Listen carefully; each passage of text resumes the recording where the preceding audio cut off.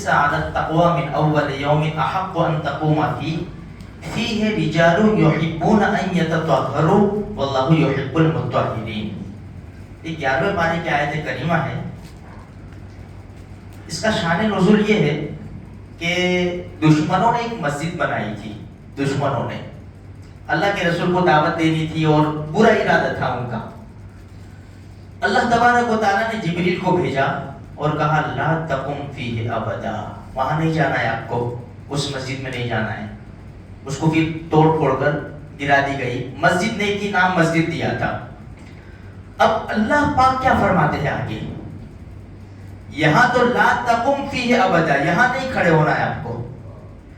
لمسجد اسس علی التقوى من اول یوم احق ان تقوم فیہ, جس مسجد کی بنیاد پہلے ہی دن سے تقوی کے اوپر رکھی گئی اس میں کھڑے ہو جائیے.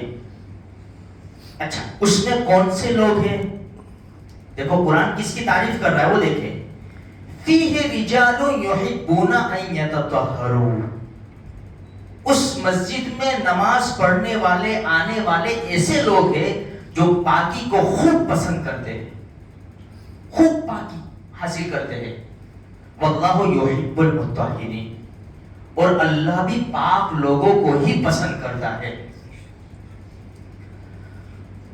اس مسجد میں آنے والے بڑے پاک باز لوگ جو بھی فارغ ہوتے تھے اچھی طرح سے, صاف صفائی وغیرہ. ویسے بھی الطہارۃ نصف الایمان, پاکی آدھا ایمان ہے میرے بھائیوں. پاکی صفائی اسلام کی بڑی زبردست سکھائی ہوئی چیز ہے. ویسے بھی طبیعت پسند کرتی ہے پاک صاف ہو, اور جہاں ناپاکی ہوتی ہے, گندگی ہوتی ہے, کوئی پاکی کا خیال نہیں ہوتا, طبیعت کو گھن آتی ہے اور طبیعت پسند نہیں کرتی, اور ایسی چیزوں سے انسان کی طبیعت بھی خراب ہوتی ہے, بیمار بھی انسان ہو جاتے ہیں. ہمیں چاہیے ہم کہیں بھی فارغ ہونے جاوے, کہیں پیشاب کے لیے جاوے, پاخانہ کے لیے جاوے, تو اچھی طرح سے ہم فارغ ہوئے. ہمارے کپڑے کے اوپر یہ خیال رہے کہ کوئی ناپاکی کا قطرہ, پیشاب وغیرہ کا قطرہ ہمارے کپڑوں کے اوپر نہ گرے. اس سے نقصان کیا ہے؟ ایک تو نماز کا نقصان ہے. دوسرا, جو نبی صلی اللہ علیہ وسلم تشریف لے جا رہے تھے نا, 2 قبر میں عذاب ہو رہا تھا, ایک کو چغلی سے نہ بچنے کی وجہ سے اور دوسرے کو پیشاب کے چھینٹے نہ بچنے کی وجہ سے. کتنی بڑی چیز ہے پاکی صفائی, کتنی بڑی چیز ہے. اچھا, جس طرح ہم یہ چاہتے ہیں نا کہ ہم پاک صاف رہے, اسی طرح ہمارے لیے بے حد ضروری ہے کہ ہم یہ چاہیں کہ دوسرے لوگ بھی اسی طرح پاک صاف رہیں. ہماری وجہ سے کسی کو تکلیف نہ ہو, کسی کو گندگی نہ ہو, کچھ بھی نہ ہو. یہ کیونکہ حدیث میں کیا ہے, جو اپنے لیے پسند کرو اپنے بھائی کے لیے پسند کرو. دیکھو میرے بھائیوں, ہماری اس مسجد کی ہم بات کریں, یہ نیچے پیشاب خانے میں کتنے دنوں سے ٹیشو پیپر, بھائی ٹیشو پیپر کا استعمال کرے, منع نہیں ہے, لیکن ٹیشو پیپر کا استعمال کہاں ہوگا؟ ٹوائلٹ میں ہوگا, اس طرح فلش ہو جاتا ہے. اب پیشاب خانے میں 10 آدمی اگر ایک نماز کے وقت میں ٹیشو پیپر کا استعمال کریں گے تو کیا ہوگا؟ بلاک ہو جائے گا. دوسری بات کیا ہے کہ ابھی نیچے دیکھو تو ٹیشو پیپر ادھر پڑا ہے, ادھر پڑا ہے, ادھر پڑا ہے, کسی نے صاف کر کے جالی میں لگا دیا. میرے بھائیو, اپنے گھر میں اس طرح کریں گے ہم؟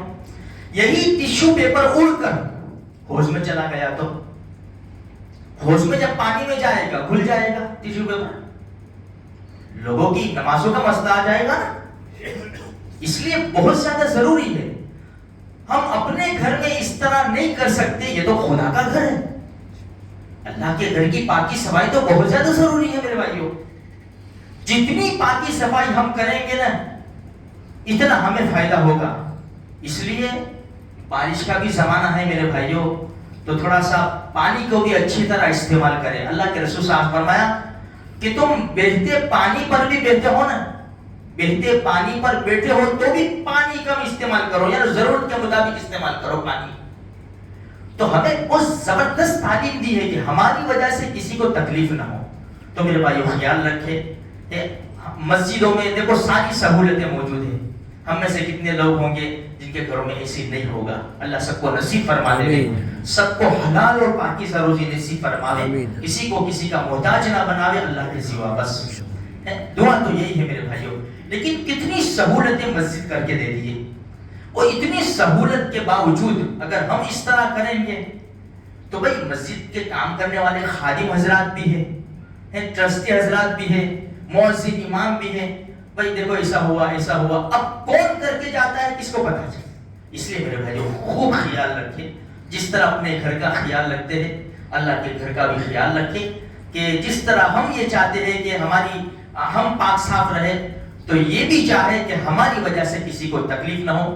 مدرسہ بھی چلتا ہے، چھوٹے چھوٹے بچے آتے ہیں، ان کو کیا پتا کہ اسے پیشاب صاف کیا ہوا ہے، انہوں نے اٹھا کر کہیں ڈال دیا، ہوش میں ڈال دیا، کیا کریں گے؟ اٹھا کر بھائی بچے ہیں کچھ بھی چلو ٹشو پیپر جوشدان میں رکھ دیا، بہت بڑے بڑے نقصانات ہیں. اس لیے تھوڑا سا خیال رکھیں میرے بھائیوں. اللہ مجھے بھی آپ کو بھی سارے مسلمانوں کو دین کی صحیح سمجھ عطا فرمائے.